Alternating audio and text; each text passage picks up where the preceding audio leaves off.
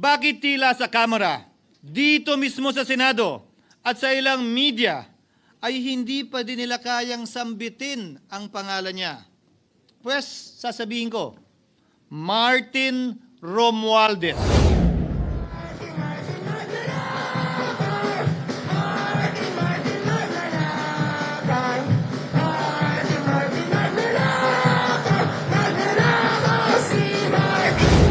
Punitin natin ang script ni Martin Romualdez. At higit sa lahat, huwag magpadala, huwag sabayan, huwag maniwala sa sarswela na nilalako ni Martin Romualdez. I rise to make a brief manifestation in response to the events of recent days.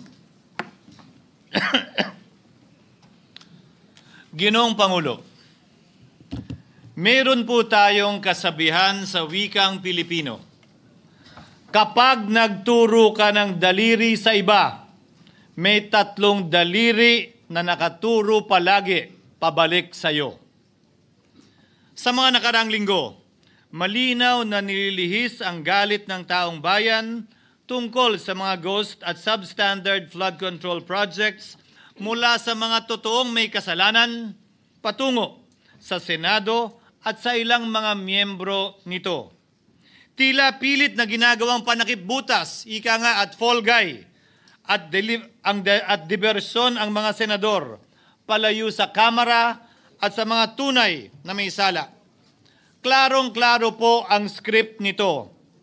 Ipitin ang tatlong dating DPWH officials, pakantahin sa kanila, mema banggit lang na senador, habang pinagtatakpan ang mga congressman na tunay nakasabwat nila sa mga lugar na ginagalawan nila. Simple ang patunay dito.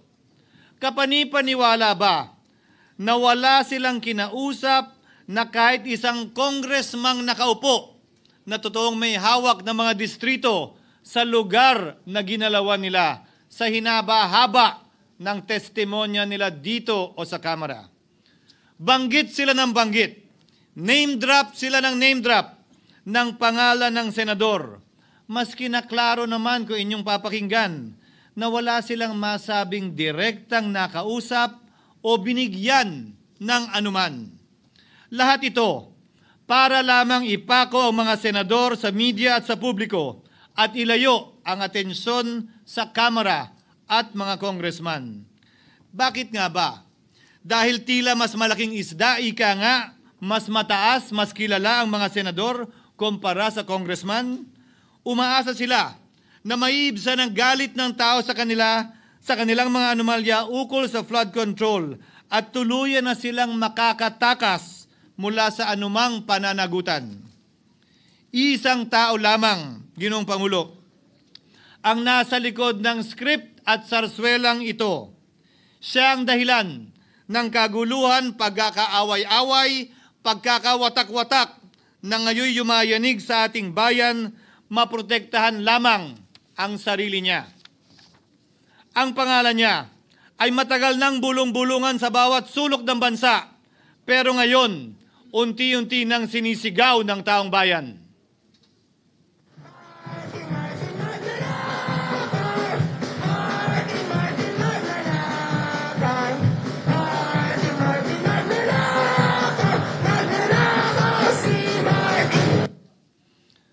Pero Ginoong Pangulo, minamahal kong kasamahan, bakit tila sa Kamara, dito mismo sa Senado at sa ilang media ay hindi pa din nila kayang sambitin ang pangalan niya? Pues, sasabihin ko, Martin Romualdez. Minsan ang binanggit ng mga diskaya ito mismo dito sa Senado, ang kanyang pangalan. Pero agad itong pinabawi nung humarap sila sa Kamara. Binanggit ni Master Sergeant Gutesa ang kanyang pangalan. Pero ultimo notaryo, natunto nila at pinabawi nila ang pagnotaryo. Buti na lang, huli na't nasabi na niya ang pangalan ni Martin Romualdez na pinanumpaan dito mismo sa ating Blue Ribbon Committee. Hindi ba't si Ginoong Gutesa, hindi ba't si Sergeant Gutesa lamang, ang bukod tanging testigo na walang kinalaman, hindi sangkot sa flood control issue, walang hininging immunity, deal o proteksyon kapalit ng kanyang pagtestigo. Siya ang kauna-unahang nagtestigo na personal na naghatid ng pera sa bahay mismo ni Martin Romualdez. Ang salaysay niya, Ginoong Pangulo, ay kumpirmasyon ng matagal nang isinisiwalat ni Congressman Chanco at Mayor Magalong kung sino ang ulo sa paglilimas sa kaban ng bayan na ating naririnig na rin. 13,803,693 with Congressman Saldico as proponent. For the record, ang binabanggit po nating Representative Elizaldico, siya po yung chairman ng House Appropriations Committee. Walang kaduda-duda yan. Ito nga, hirap na hirap silang banggitin pa yung isa sa mga mastermind nila dyan, si Saldico. Hirap na hirap pa silang banggitin. May isa pang mas mataas sa kanya? Hindi naman gagalaw yun kung walang... Siyempre, hindi naman gagalaw yun kung walang pahintulot yung mas mataas sa kanya. She's the House Speaker. Ginoong Pangulo, pahintulutan niyo po ako magkwento ng konti upang patotohanan ang mga salitang ito. Taong 2023 nung tinalaga si Ginoong Kiko Laurel bilang kalihim ng kagawaran ng agrikultura. Bilang suporta sa kanyang mandato, tinanong ko noon ang isang simpleng katanungan sa budget process natin. Bakit mas malaki ang pondo ng flood control kesa sa agrikultura? Why is it that the budget for flood control is bigger than the budget of the Department of Agriculture or the agriculture sector as a whole? The fifth biggest allocation, not even a department, is flood control. And allocating a measly 31 billion for irrigation, for rice. Why? Pagkatapos po noon, tinulungan ko siyang bawasan ang flood control budget at idagdag sa 2024 budget ng Department of Agriculture. Aniya, tumawag daw sa kanya si Congressman Zaldico dahil pinapatanong daw ni Speaker Romualdez, bakit binawasan ang pondo ng flood control? Ngunit wala nang nagawa si Congressman ko dahil sinabi niyang pasayan ng Pangulo. Nung termino ko rin po bilang Pangulo ng Senado, maraming beses po akong tinanong ni Pangulong Bongbong Marcos tungkol sa panukalang budget para sa 2025. Sinabi ko po sa kanya ang buo at tapat na katotohanan para malaman po niya ang tunay na larawan at sitwasyon ng pambansang budget para sa taong yon. Ito marahil, Ginoong Pangulo, minamahal kong kasamahan, ang isa sa mga dahilan kung bakit pinag-utos ng Pangulo ang pag-veto at pag-for late release sa FLR at pag-hold ng malaking bahagi ng budget nila. Marahil, isa rin ito sa mga dahilan kung bakit ninais ng Pangulo na matanggal si Congressman Zaldico bilang chairman ng House Committee on Appropriations dahil sa mga inilahad ko at marahil na-discover din ng Pangulo kaugnay sa 2025 budget. Hindi malayo, Ginoong Pangulo, na naganap din ang mga ito noong 2023, 2024 at mga nauna pang budget kung saan napakaraming ghost at substandard projects ayon kay Secretary Vince Dizon at ayon mismo sa talumpati ng ating kasamahan na si Senator Ping Lacson. Ngunit marahil ay walang naglakas loob na sabihin ang katotohanan kay Pangulong Marcos o magsumbong sa kanya kaugnay sa ilang mga bagay na ito bago ako. Nais ko din pong kumpirmahin ang sinabi ni Congressman Toby Chanco na ang pag-file ng impeachment complaint laban kay Vice President Sara Duterte ginamit na paraan ni Speaker Romualdez para mag-release ng pondo nila na naka-FLR or for late release bago mag-eleksyon. Maski na alam po niya na hindi po ito kayang talakayin ng Senado hanggang sa Hunyo pa mula nung simula. Ulitin ko, ginamit ni Martin Romualdez ang FLR at ang pangalan ng Pangulong Marcos upang itulak ang kanilang unconstitutional na impeachment complaint. Sabi nila, pumirma kayo dahil kung hindi lalabas ang pondo nyo na naka-FLR bago mag-eleksyon. Subalit, Ginoong Pangulo, hindi ito umubra. Hindi ito umubra dahil tinanggihan ito ni PBBM. Sinabi niyang walang ganyang uri ng usapan at sinabi niyang hindi niya gagawin yon. Kaya't hanggang ngayon, nananatili pa rin for late release ang mga questionableng pondo nila. And that is why, Mr. President, distinguished colleagues, at the height of the impeachment controversy and amidst the passion of some sectors to remove the Vice President at all costs, I urged prudence and level-headedness because I knew that greed and not accountability was the reason behind it. In the end, Mr. President, the Supreme Court vindicated us. The Supreme Court vindicated us by saying, among others, quote, "There is a right way to do the right thing at the right time. This is what the rule of just law means." Close quotations. Ginoong Pangulo, sinisi po sa akin ni Speaker Romualdez ang pagkakatanggal kay Congressman Zaldico. Sinisi po niya sa akin ang pag-FLR or for late release ng kanilang mga proyekto. Sinisi po niya sa akin ang pagkakadismiss ng impeachment complaint laban kay VP Sara na nakikita niyang makakatunggali niya sa susunod na halalan. Sinisi din niya po sa akin ang pagkakasira ng kanilang maitim na balakin sa 2025 budget na nagawa nila ng walang balakid na mga nagdaang taon. Ginoong Pangulo, naging tapat ako at ginawa ko lamang ang aking tungkulin. Kung ano ang tingin kong tama at nararapat para sa bansa at sa sambayanan.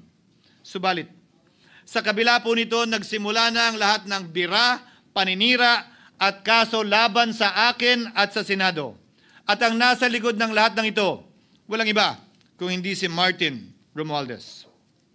Ika nga ni Mayor Magalong na ngayon lamang nakita ko sinisiraan na rin ngayon. Bakit ko ba nilabanan at binisto sila Speaker Romualdez mula noon hanggang ngayon kung kasabwat at kasapakat lang din nila ako? Hindi ko po gagawin yon. Sa tig ng tennis court, ang nasabing gusali sinimulang pinatayo noong ika-6 ng Oktubre taong 2022 at ang kontraktor, ang St. Gerard Construction na pagmamayari ng mga diskaya na nasangkot ngayon sa mga maanumalyang flood control projects.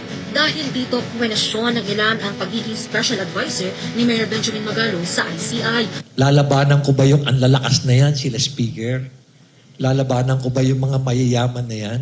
Kung ako'y bulok, I fought for what is right. Ano nga ba ang ginawa nila sa akin? Una, hinalungkat ang isyu ng campaign contribution na tinanggap ko mula sa isang individual na may-ari ng kumpanyang nakakuha ng kontrata sa gobyerno. Inipit niya ang budget ng COMELEC sa Kamara dahil dito at binusisi ang di umano kaso kong ito. Subalit, Ginoong Pangulo, tulad ng sinabi ko sa simula ng aking talumpati, kapag ka nagturo ka ng daliri kanino man, may 3 daliring nakaturo pabalik palagi sa iyo. Anong nangyari? Hindi ba't biglang may lumabas na ulat ng PCIJ na ang dami naman palang opisyal, hindi lang senador, mas mataas pa ang tumanggap din ng ganung uri ng kontribusyon noong 2022 elections? Ang tanong ko ay simple. Kung legal at walang mali sa ginawa nila, edi dapat legal din at tama ang ginawa ko. Pero bakit ako lang ang iniimbestigahan tungkol dito? Higit pa doon, Ginoong Pangulo, hindi ba tayon kay Mayor Magalong merong 67 na miyembro ng Kamara na kontraktor? Ito po ay mga miyembro ng Kamara na may construction firm na nakakuha ng kontrata sa gobyerno. Kung bawal talaga ito, ibig sabihin ba niyan, bawal na nilang gastusin ang sarili nilang pera para sa kanilang sariling kandidatura? Bakit hindi din binubusisi yun? Bakit hindi inaalam yun? Ako lang talaga? Pangalawa, inintriga ni Martin Romualdez ang dating liderato ng Senado dahil sa pagkakaupo at pagdinig ni Senator Marcoleta sa Blue Ribbon Committee dahil marahil sa pananaw niya ay hindi siya safe kay Marcoleta. Ngunit, Ginoong Pangulo, sa hindi niya inaasahang pagkakataon, nung araw ding yun, nagsalita ang mga diskaya, pinangalanan ng 17 congressman na kasosyo niya, kabilang ang pagbanggit na naman ng pangalan ni Martin Romualdez. Karamihan sa mga kawani ng DPWS na nabanggit sa itaas ay paulit-ulit na binabanggit ang delivery ng pera ay para sa kay Saldico na dapat at least 25%. Si Kong Marvin Rillo naman ay ilang beses na binabanggit ang pangalan ni Speaker Martin Romualdez bilang kanyang malapit na kaibigan. Karamihan sa mga Isa na naman po itong patunay, Ginoong Pangulo. Kapag ka nagturo ka ng daliri sa iba, may 3 daliring nakaturo pabalik sa iyo. Pangatlo, sa pagdinig ng Blue Ribbon Committee kung saan niname drop ako ni Yusek Bernardo, bagaman inamin niyang personal na mismo na hindi niya rekta kung nakausap o binigyan ng anuman, bigla namang tumestigo si retired Master Sergeant Gutesa at muling pinangalanan si Martin Romualdez na hinahatiran daw niya ng pera sa mismong bahay nito. Ang bawat malita ay may lamang humigit kumulang 48 million pesos. Kalimitang dinadala sa bahay ni Congressman Saldico, ibababa lamang namin ay 35 malita para i-deliver sa bahay ni House Speaker Martin Romualdez. Gamit ang script niya sa pagturo sa akin, ayan na naman. May 3 daliring nakaturo palagi pabalik sa kanya tuwing ginagawa niya yan. Ulitin ko po for the record, Ginoong Pangulo, ang sinabi ni retired Master Sergeant Gutesa. 35 maleta ng pera na naglalaman na mahigit kumulang 48 milyong piso bawat isa o kulang-kulang 1.7 billion pesos sa isang delivery. Ay di umano hinatid niya sa iba't ibang bahay, sa iba't ibang pagkakataon ni Martin Romualdez. Subalit, sa kabila ng lahat ng ito, hindi ba nakapagtataka? Bakit hindi sinasama si Martin Romualdez sa anumang investigasyon? DOJ man, NBI man, AMLAC man. No ako po ay pinuntahan, no ako po ay dumalo sa imbitasyon ng ICI bilang resource person, binanggit ko at tinanong ko din ito sa kanila. Ganito ba katindi ang kapangyarihang hawak ni Martin Romualdez? Na bagaman hindi siya speaker, tila the name that cannot be mentioned pa din siya at nagagawa pa din niya ang nais niya kaugnay sa isang mapamiling hustisya o selective justice. Halimbawa, bakit ang daming kondisyon bago ipasok ang mga diskaya na nagpangalan sa maraming congressman sa witness protection? Pero pag si Alcantara, Hernandez at Bernardo, walang ganong kaparehong kondisyon. Bakit hiniling agad ang freeze order di umano para sa asset ng mga name drop na senador? Pero maliban kay Congressman Zaldico na mukhang nilalaglag na nila, ni isang congressman walang request para sa freeze order. Pagdating naman kay Martin Romualdez na dineliveran ng bilyong piso sa bahay mismo niya, ang sabi ay, quote, "We will work on it lang." Bakit interesado ang lahat sa 6 na senador na idadawit di umano ni Bryce Hernandez na handang-handa tayong alamin sana kung sino-sino sila para mapagpiestahan natin sila? Pero nung sinabi ni Bryce na hindi pala senador, kung hindi kongresista lamang ang papangalanan niya, aba, biglang naglaho ng parang bula ang atensyon. Parang wala na nagtanong. Parang wala nang interes para alamin, sino-sino nga ba yung mga yan? Kung ako po yung tatanungin nyo, alam ko merong 6 na senador eh. May nagtatanong sa akin, bakit wala si Cheese? And my answer to that is, I'm almost sure, no, probably hindi ma-mention si Cheese simply because walang insertion doon. Si sa Bulacan. Escudero, wala doon. Hindi po senador yung laman nung computer ko. So fake news yun, ha? May 6 na senador na nunumbrahan mo daw. Mga congressman yung nasa computer mo. Yes, yung nasa computer ko po, congressman po. Okay, thank you.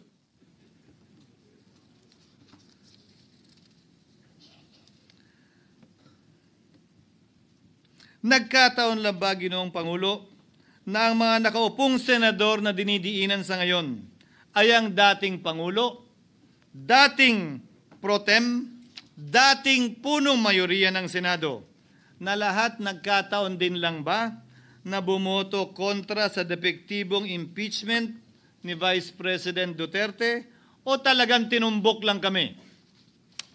In other words, Mr. President, are we truly for transparency and accountability, or are we merely offering a politically convenient sacrificial lamb in an attempt to appease the rage of the people? What is painful, Mr. President, is that along the way, reputations have been disparaged and tarnished. Innocent persons have been implicated, and the Senate is slowly but surely being destroyed. Nagkataon lang po ba na ang lahat ng ito o ito'y sumusunod sa isang script, direksyon at basbas ni Martin Romualdez? Sa kanyang script na naglalayong ilihis ang galit ng bayan mula sa kanya at sa mga kasabwat niya at ituro ito sa Senado at mga senador. Ginoong Pangulo, ang script at sarswelang ito ay di uubra dahil napakalayo po nito sa katotohanan. Napakasama sa panlasa at tinitiyak ko sa inyo, hindi po ito matatanggap at lulunukin ng sambayanang Pilipino. I've been in public service for 27 years. I've never been accused nor charged with corruption. This is the sterling record which they are trying to tear down, and I tell you, they will not succeed. I will defend myself, Mr. President, against these malicious and false allegations. In fact, I have already filed and will be filing necessary and appropriate charges against my accusers and prove them wrong. And with the help of the Almighty, I will be vindicated and declared innocent, I am sure. Kaya ko po ipagtanggol ang sarili ko, Ginoong Pangulo. Ngunit, Ginoong Pangulo, sino po ang nagtatanggol sa ating institusyon? Kaya't ang aking tanging hiling po sana sa inyo, Ginoong Pangulo, at sa ating mga kasamahan sa Senado. Labanan po ninyo at huwag niyong pahintulutang ang mapamiling hustisya na lantarang nangyayari sa harap natin ngayon. For what is happening now is selective justice and mob justice. Members of the Senate have been thrown off a cliff before the court of public opinion in an attempt to mollify the people's rage, thereby covering up the real perpetrators and giving them a chance to get away. Mr. President, I will not allow justice to be weaponized against the innocent to protect the guilty, because this corrodes the legitimacy of the law before our people's eyes. Wala pong naniniwala, bagkos lahat nagtatanong, bakit walang congressman nakasama sa investigasyon? But what about the other congressmen in Bulacan? Why haven't they been questioned? Called out, yeah. You think that they do not know what's going on? Ginoong Pangulo, mga minamahal kong kasamahan, huwag po tayong sumunod sa script ni Martin Romualdez. Labanan po natin ang script na ito. Pasagutin at imbestigahan lahat ng niname drop at nabanggit, congressman man, senador man at iba pang opisyal, at dapat kasama dito si Martin Romualdez. Ginoong Pangulo, hindi ba natin nakikita na pili tayong pinag-aaway-away? Mayaman, mamamayan laban sa lingkod bayan, lokal laban sa nasyonal na opisyal, congressman laban sa kapwa congressman, at ngayon, senador laban sa kapwa senador, pamilya laban sa pamilya, Pilipino laban sa kapwa Pilipino. Ginoong Pangulo, tandaan po natin, mas madaling manipulahin at ang nag-aaway at nagkakawatak-watak na bansa. At ito ang eksaktong gusto nilang mangyari. Ito, sa aking paniniwala, ay bahagi pa din ng script at sarswela na nais palaganapin ni Martin Romualdez upang lituhin, guluhin, linlangin at sirain ang ating lipunan at bansa para lamang huwag siyang mabisto. Sana ay huwag nating payagang mangyari ito. Ginoong Pangulo, tulad ng sinabi ko sa simula ng aking talumpati, sa kada mapang-akusa at mapanghusgang daliri na ituturo ninyo sa inyong kapwa, lalo na kung walang basihan, merong 3 daliring palaging nakaturo sa iyo pabalik. Sana po, maging mapanuri tayo. Huwag dali-daling magturo at maghusga dahil lamang sa napakinggan. Huwag tayong sumabay, kumampi at magpadala sa script at sarswela ni Martin Romualdez. Kung kayo ay kakampi ni Martin Romualdez, pues sumunod kayo sa gusto nila. Una, maniwala kayo sa mga sinasabi ng testigo niya na nagtuturo lamang sa mga senador. Pangalawa, ibuhos niyo ang galit niyo sa Senado at ng mga senador at palayo kay Martin at sa mga congressman. Pangatlo, pagdudahan at sirain niyo si Sergeant Gutesa na bukod tanging hindi nakinabang at walang bahid at hiningi anumang kapalit sa pagsabi ng katotohanan. Pangapat, huwag niyong payagang mabanggit man lang ang pangalan ni Martin Romualdez. Panglima, huwag niyong payagang ipatawag si Martin Romualdez sa anumang investigasyon. Pang-anim, huwag niyong payagang imbestigahan si Martin Romualdez at mga kasamahan niya saan mang lugar. Ako, Ginoong Pangulo, hindi ako kakampi ni Martin Romualdez. Kaya lalabanan ko siya at lahat ng panglilinlang niya. Una, papatunayan kong hindi totoo ang mga panggigipit at paninira ng mga testigo niya laban sa akin at mga senador. Pangalawa, tututulan ko ang paglilihis at diversyon na ginagawa niya palayo sa kanya at sa Kamara. Pangatlo, hindi ko papayagang sirain ang mga senador pag away-awayin tayo at sirain ang institusyon ng Senado. Pangapat, pinaniniwalaan ko at saludo ako kay Sergeant Gutesa at iba pang katulad niya sa paglabas ng katotohanan. Panglima, hindi ako matatakot banggitin ng paulit-ulit ang kanyang pangalan, Martin Romualdez. At ipaglalaban kong ipatawag at imbestigahan si Martin Romualdez at lahat ng kanyang mga kasangkot at kasama.